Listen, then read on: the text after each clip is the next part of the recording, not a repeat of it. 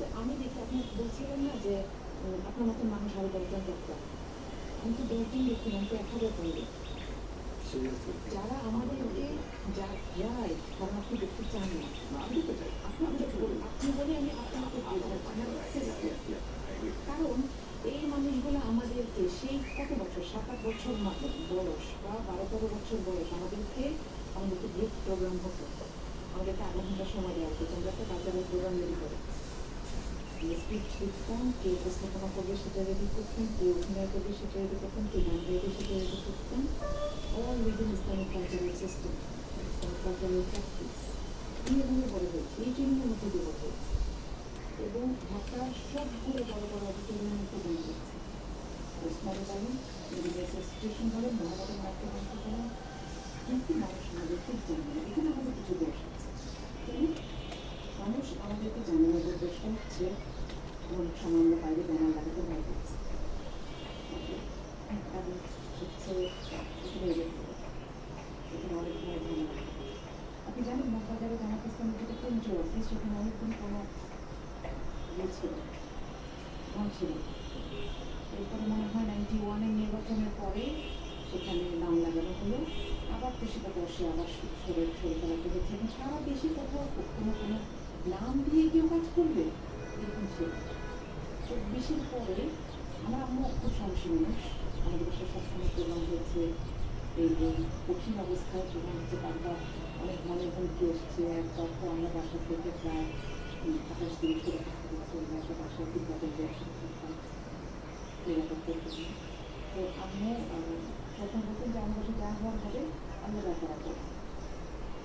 24-এর পরে যেদিন প্রথম প্রোগ্রাম হয় সেদিন আমার হচ্ছে আজকে পিতা ঘরে নিয়ে আসতে হবে না, বাইরে রাখতে হবে। নিয়ম ছিল পিতাটা ঘরে নিয়ে প্রোগ্রাম বাইরে থেকে পিতা। তাহলে দেখুন এই অবস্থার মধ্যে দিয়ে যে দলটাকে দীর্ঘ সময় ধরে বানাতে হয়, তাকে তো আমি তৈরি করতে পারি না যে আপনার কিছু নাই, আমার থেকে কাজ তৈরি করতে এখন আমি যেটা বলছি আসলে দেখতে যে অনেক মানুষের সাথে আমার জানি যে কোনো মানুষটা কিছু বলা আমি আমার জীবনে দিনে লিখে দিচ্ছি।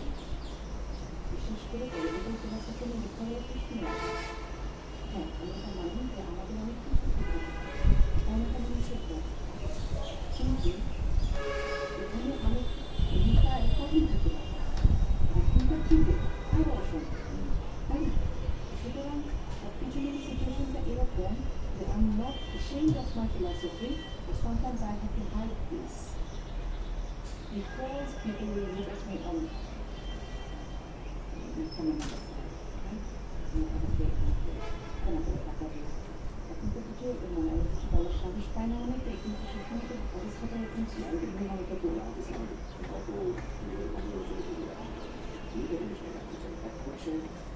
বাংলাদেশের আপামর জনসাধারণের মধ্যে কারা বড় চিন্তা হচ্ছে একদিন মানুষ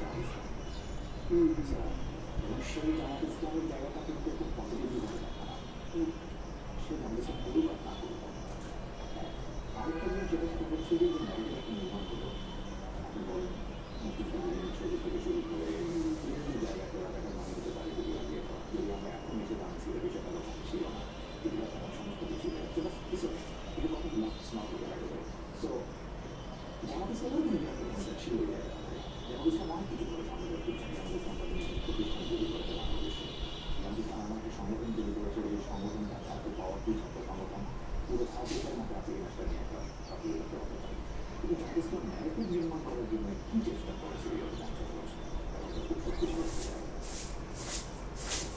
এখানে একটা বিষয় একটু বলে সেটা হচ্ছে যে দেখুন বাংলাদেশ দেশে এখনো মিডিয়া কালচারাল ডেফিনেশনস এবং কালচারাল নোটস এগুলো তাদের কথা, যারা এমন একটা বামপন্থী বামপন্থীদের কিন্তু ফিলসফিটা খারাপ নয় যে তারা সবার জন্য সমান চাচ্ছে, এত সুন্দরভাবে দেখতে দিতে পারছে, কিন্তু এইটা থেকে তারা ইসলাম বিকাশের জায়গায় চলে যায় তো কালচার আর ইসলাম দুইটাকে একদম মুখোমুখি রাখতে হবে।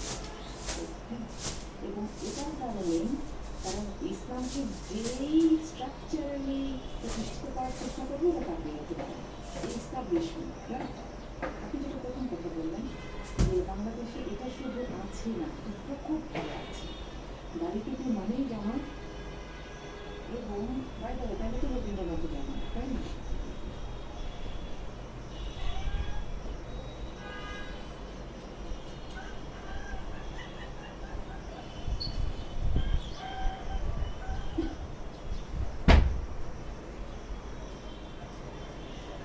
এবং দাড়ি টুপির নামে যা দাড়ি টুপির নামে যা করা হচ্ছে সব জামাত। আমাকে একটা জায়গায় সরাসরি জিজ্ঞেস করা হলো, আপনারা প্রথম আলো স্যার হামলা করেছেন, ভেঙেছেন, বলছি ভেঙে তাহলে উদাহরণ নেই ধরেন অ্যাজ করেন সব সিসি ক্যামেরায় আছে। আই চ্যালেঞ্জ না, মানে যদি থাকে তাহলে ধরেন আমি চাই আমার দলের সেই কর্মীটা যে বেলাইন হয়ে গেছে সে সারি যেমন আমাকে কখনো ইনস্ট্রাকশন দেয়, তাই না? এবং এখানে এসে আসলে আমাদের কথা কত দিকে জানেন, একদিকে আমাকে আপনি বলবেন, আপনি মানে আপনি না, আপনি বলবেন যে আপনি জামাত, আপনি খারাপ, আপনি হিজাব করেন কারণ আপনি দেখতে পারেন না, আর আপনি তারা করে লোকালিতে অস্ত্র নিয়ে ধরুন। আবার আরেকজন এসে আমাকে বলবে আপনি না জানেন। তাহলে আল্লাহ আমার না সবসময় এটা অবাক লাগতো, ছোটবেলায় যে চেষ্টা করেছি যে মধ্যম পন্থায় সর্বোত্তমটা, আমার মনে হয় এটা আরো বড় বড় কি হলো, কিন্তু এখন অবস্থাটা কি জানেন, এখন মধ্যম পন্থা সবচেয়ে কঠিন পথ। এবং এটাকে আমরা এই জন্য মনে হয় সর্বোত্তম বলছি যে এটাতে টিকে থাকা খুব কঠিন। Extremism is very much popular. আপনি আজকে বলেন, আপনার এই প্রোগ্রাম থেকে আমি বলি যে আজকে থেকে আপনারা যারা হিজাব ছাড়া কোনো মহিলাকে দেখবেন খুবই খুশি হবেন, খুব খুশি হবে। কিন্তু আমি যখন ডাক্তার প্রোগ্রামে গিয়ে বলেছি যে বাংলাদেশে আপনি যাই করেন না কেন সবাই থাকবে, সব দেশের মানুষ থাকবে, আপনাকে সহ্য করতে হবে, এটা তারা কিছু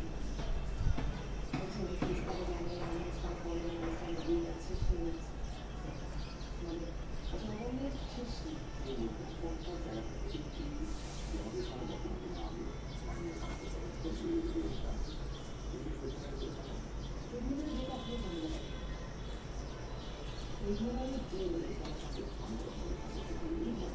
কেউ যদি পূজার জন্য যায়, কেউ যদি সেখানে গিয়ে মাথা রেখে পারে, এবং কেউ যদি এটা মনে করে, মনে তার দুর্ভাগ্য থাকে যে এখানে এসে আমি শরীরের সাথে শরীরে কোনো উপকার হচ্ছে, বাচ্চা বসে জায়গা করে শরীরের উপকার হতে না, দুইটা জিনিস একটা চিন্তায় হচ্ছে ওখানে গিয়ে কেউ চিন্তা করবে না, ওখানে গিয়ে মাথা মারবে না, আর কেউ হচ্ছে ওখানে গিয়ে শরীরের মর্যাদা পালন হচ্ছে কিনা বা মর্যাদা বাড়ছে কিনা, স্বামীকে আমার কথা শুনতে পাচ্ছেন কিনা, এই চিন্তার জায়গাটা থেকে যদি